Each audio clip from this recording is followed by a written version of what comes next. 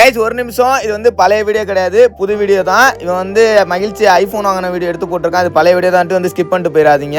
நான் first iPhone 16 bro maths வாங்கின போது எடுத்த வீடியோ தான் இது, சரிங்களா? ஆனால் நான் வாங்கி ஒரு 20 நாளில் அந்த ஃபோன் என்ன நிலைமைக்கு ஆளானுச்சு அப்படிங்கிறத வந்து நான் உங்கள்கிட்ட காட்டணும்னு ரொம்ப நாளாக சொல்லிக்கிட்டே இருந்தேன். ஏதாவது ஒரு வீடியோவில் சொல்லிடுவேன், நான் அதை காட்டுறேன் கண்டிப்பாக ஒரு நாள்ட்டு. ஸோ அதை காட்ட வேண்டிய நேரம் பார்த்தீங்கன்னா இன்னைக்கு தான் வந்திருக்குது. ஆரம்பத்தில் இந்த அளவுக்குலாம் வந்து பார்த்தீங்கன்னா நொறுங்கி போகல, சரிங்களா? ஓரளவு தான் இருந்துச்சு. நான் வந்து இந்த எனிமியை நம்ம வந்து ஃபயர் பண்ணும்போது பார்த்தீங்கன்னா வந்து ஃபோனை போட்டு பார்த்தீங்கன்னா அழுத்துவோம் பார்த்தீங்களா? நம்ம வந்து முன்னாடி கட்டவரலால் அழுத்தினாலுமே ஃபோனை அழுத்தி பிடிப்போம் பார்த்தீங்களா?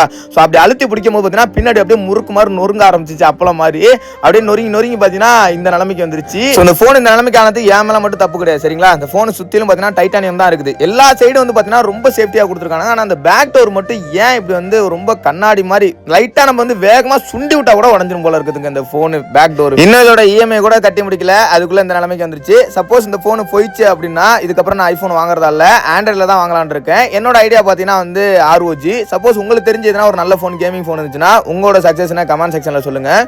Bye guys.